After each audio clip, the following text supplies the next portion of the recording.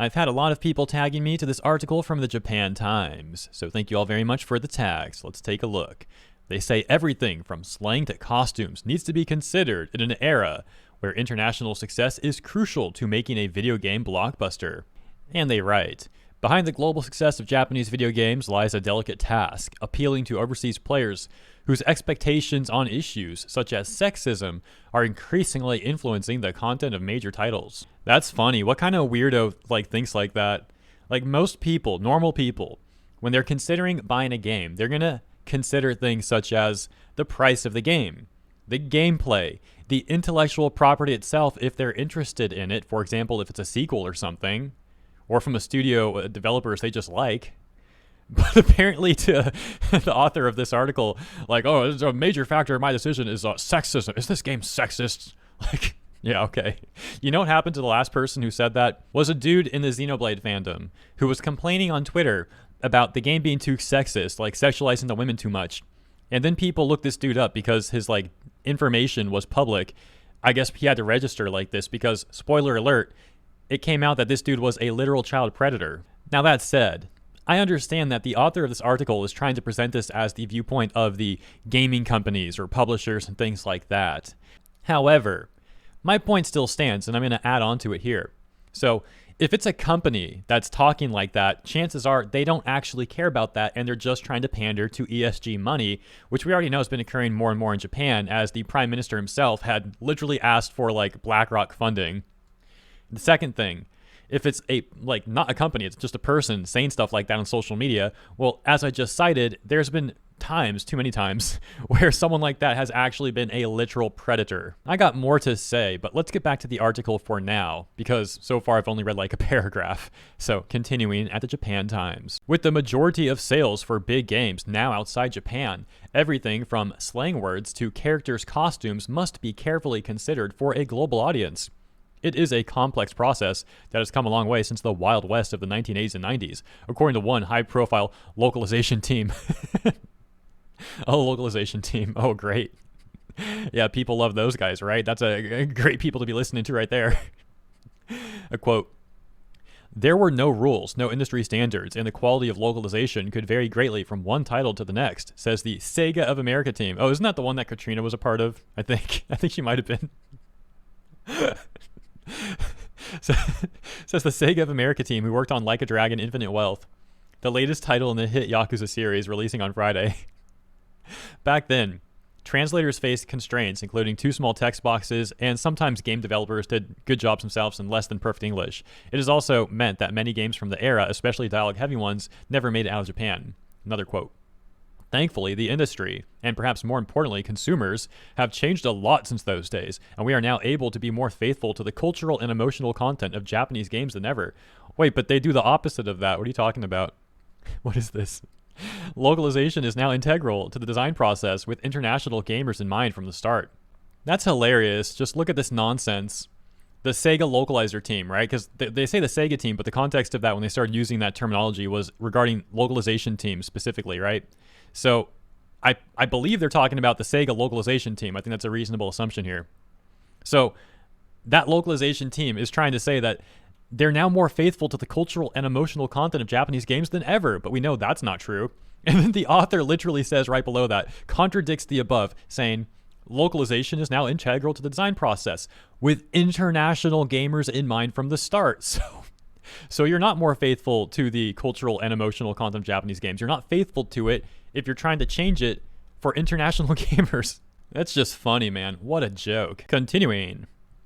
One key example is how Japanese game developers dress their heroines as the Me Too movement changes mindsets, says Frank Genti, senior localization manager at Japanese game giant Bandai Namco.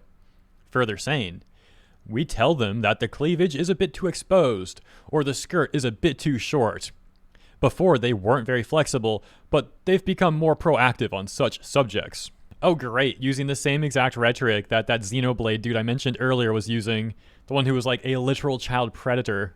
And it's like I've said in other videos myself, I personally actually like outfits that are more covered up. I think it's classy and cool. But you never hear me sounding like these people. To me, these people sound like freaking weirdos and creeps, and so many of them actually are. or they're just being fake and lying through their teeth for the sake of ESG money grabbing.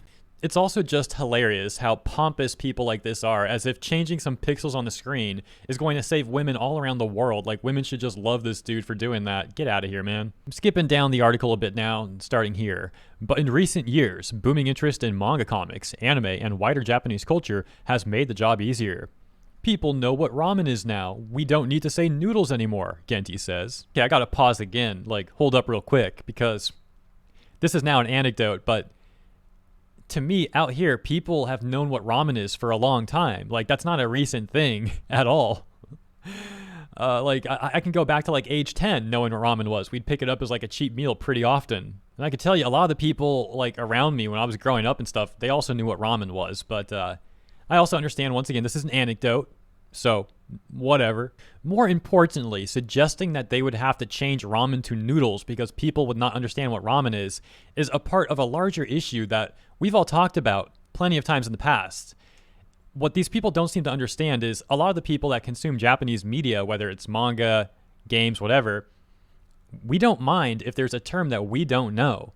For example, if we're using the ramen example that this dude just used, if someone sees ramen and they don't know what it is, guess what? They might be intrigued by that. They might look it up after or right then, and then they go and look up what ramen is and they find out more about Japanese culture. And that's a good thing. His team at the European headquarters for Bandai Namco has adapted games including the Tekken fighting series and the smash hit role-playing game Elden Ring into a dozen languages. The job is as much a cultural challenge as a linguistic one, says Pierre Froger, localization manager at Bandai. And then a quote from him saying, "The player, whichever country they're from, should understand and feel the same thing as someone playing in the original language."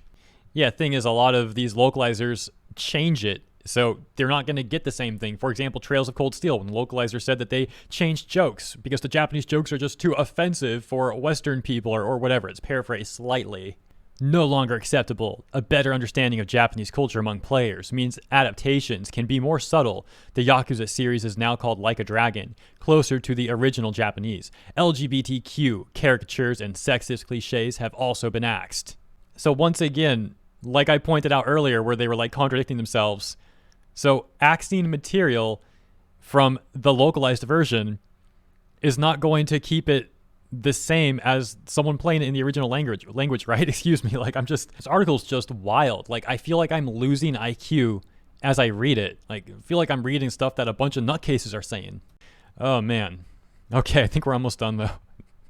I might skip down a little bit if we're not almost done, man. This article is crazy. If you guys want to read it yourself, it's on Japan Times. Here's the last part of that article that I'm going to read, and then I'll finish with my closing opinion. Many representations, which were normal in Japan in the first Like a Dragon games, are no longer acceptable today, says Masayoshi Yokoyama, the series executive producer. We ask our teams in the United States and Europe to read the game's script, and they tell us if they see things that wouldn't be acceptable in their country. Oh, wonderful. That's great. Yeah. Is that your DEI team or whatever? So on top of everything else I already outlined and you know, everything I said already regarding people who talk like this, people who got exposed saying the same rhetoric, etc., I will now add on to this. Japan has a unique competitive advantage when it comes to anime and games. And if they're trying to just make all their intellectual property for such things to conform more to these Western standards, which by the way, don't even represent arguably the majority of people in the West, it's only these corporate interests really that are pushing the sort of stuff on people, and then some individual consumers who are foolish enough to believe all of this, of course. But the point is, if Japan continues down that road, they are going to remove their competitive advantage, meaning simply the people that like the uniqueness of what Japan and Japanese games offer, they're no longer going to have that benefit anymore, and they might not consume that material anymore. And two, it makes their intellectual property easier to copy and will allow other markets to simply cut out Japan and create their own versions of these Japanese games or manga or anime, which is already starting to happen on some level. So yeah, I could say more about all of this, but I'm going to leave it there. Consider letting me know what you think about all of this in the comments. I hope you enjoyed this segment, and if you did, consider liking and or subscribing for more segments like this, and also it helps me out. I appreciate you. And as always, I will see you in the next one. Have a great rest of your day.